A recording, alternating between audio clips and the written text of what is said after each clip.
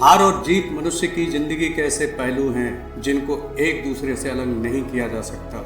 जब भी हम कोई टास्क हाथ में लेते हैं तो हमारा लक्ष्य सिर्फ और सिर्फ जीत हासिल करना होता है, यह जानते हुए भी कि हम हार भी सकते हैं।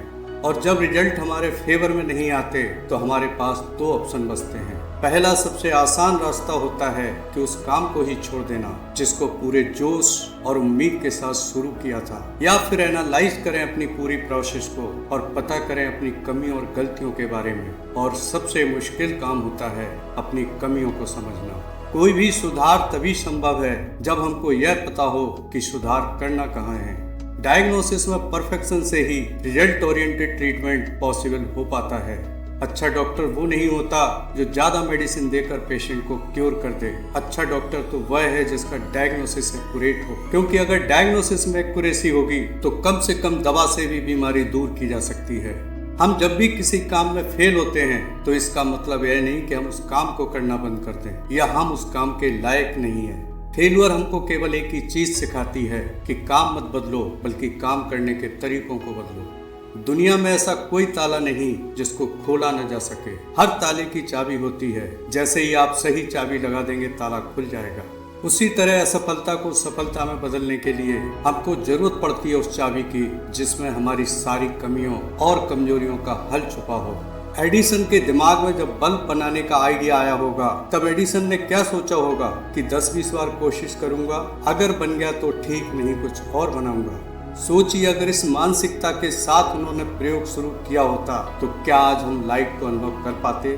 बिल्कुल नहीं। जीत का हर फॉर्मूला हार के विश्लेषण से ही निकलता है। हम जब भी किसी काम को कर रहे होते हैं तो उस काम को करने के पीछे छुपे मकसद का सबसे बड़ा रोल होता है। अगर हमारी सोच है कि जिस काम को मैंने हाथ में लिया है उसको रिजल्ट तक पहुंचाए बिना मैं कोई गिनती नहीं गिनूंगा कि कितनी बार फेल हुआ, तो झक मार कर सफलता को आना ही पड़ेगा। एडिसन ने यह डिसाइड नहीं किया था कि मैं 999 बार तक एक्सपेरिमेंट करूंगा और अगर सफल नहीं हुआ तो छोड़ दूंगा। हारने और जीतने की चिंता को छोड़कर अगर हम प्रोसेस पर ध्यान दें तो रिजल्ट बाय प्रोडक्ट बन जाते हैं।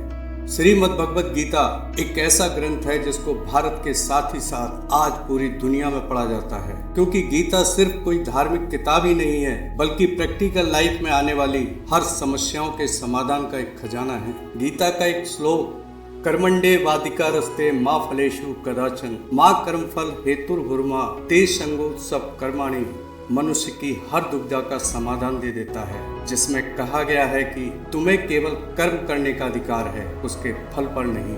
हारता सिर्फ वही है जो कर्म करना छोड़ देता है। इसलिए अपने कर्म को अपनी आदत बना लो। कोई भी मुश्किल, कोई भी बाधा आपके किए कामों को परिणाम में बदलने से नहीं रोक सकती। अगर आपको मेरा वीडियो पसंद आए तो लाइक शेयर कमेंट करें, और हाँ, अगर चैनल पर पहली बार आए तो सब्सक्राइब कर बेल आइकन जरूर से प्रेस कर दें जिससे आपको और वीडियो मिल सकें। धन्यवाद।